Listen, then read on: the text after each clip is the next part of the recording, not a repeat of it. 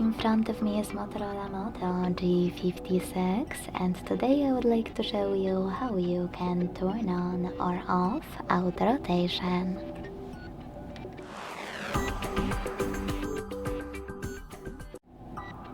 Begin by going into tab menu and looking for auto rotate shortcut. When you find it, click on it. As you can see, my shortcut is blue, which means that auto rotation is on. To turn it off, tap on the same shortcut until it's black. You can also go into Devices Settings, tap on Display section over here, and scroll down to use this switcher next to Auto Rotate screen.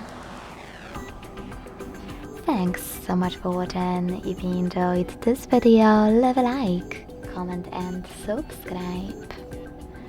Bye!